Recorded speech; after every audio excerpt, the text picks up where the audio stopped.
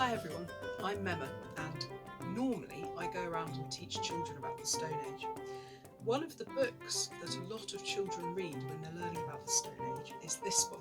It's called Stone Age Boy by Satoshi Kitamura, and it's a very good book.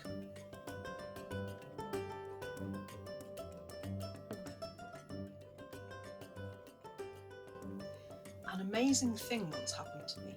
I was wandering in the woods when I tripped and found myself falling down.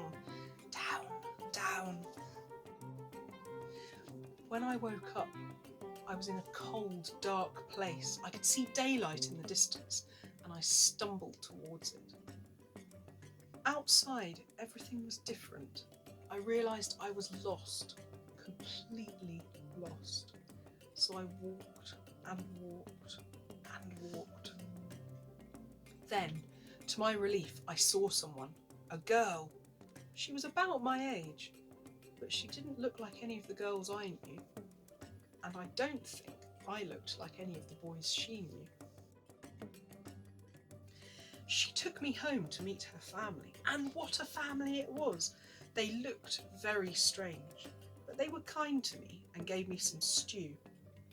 I couldn't understand anything they were saying, though I worked out my new friend's name was Om. Then I must have fallen asleep. Next morning, Om showed me round the camp. Everyone seemed busy and had a job to do. Over the next few days, I saw so much I'd never seen before.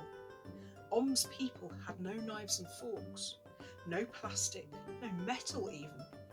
Everything they had was made of wood, stone, animal skins or bones. I saw them making fire by striking flint stones together or turning a wooden drill. Fire is used for cooking, to keep warm, and sometimes to scare animals. Making tools by flint knapping. Flints were chipped, trimmed and sharpened, and then made into knives, spearheads and scrapers for cleaning animal skins. I had a go, but it was very difficult. I saw them using tools. Tools are used to make wood, antlers and bones into bowls, spears and ornaments. I saw them cutting a slice out of a bone, sharpening it on a grindstone, piercing a hole.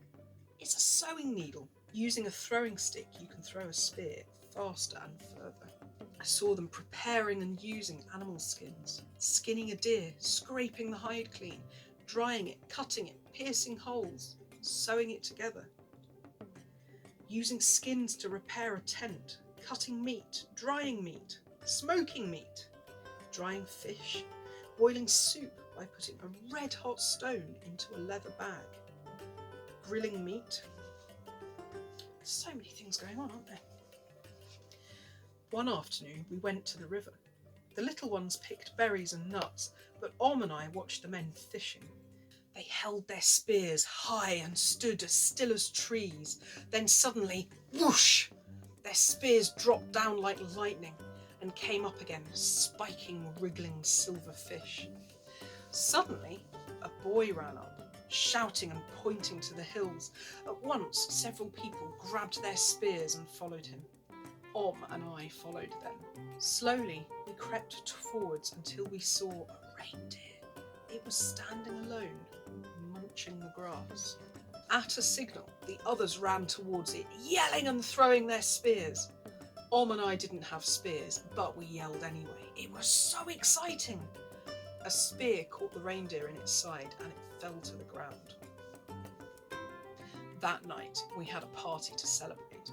We cooked the reindeer over a great fire and there was music and dancing. I joined in on air guitar. As days became weeks, Om and her people taught me many things and I was very happy. Then one day, Om took me to a special place. We walked a long way until we came to the mouth of a cave. Om struck flint stones together to make fire. She lit a torch and we went in. Wow!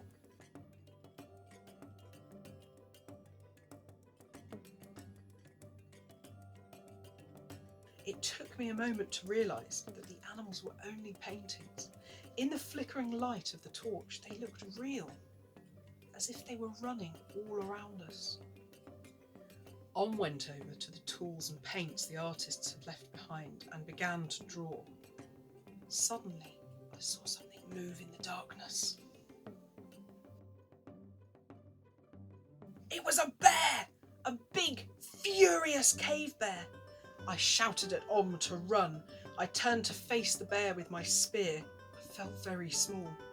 Suddenly the ground gave way and I found myself falling down, down, down.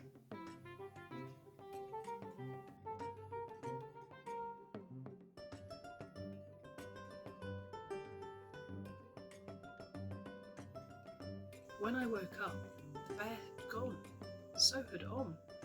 I rushed outside. The air felt different, warmer.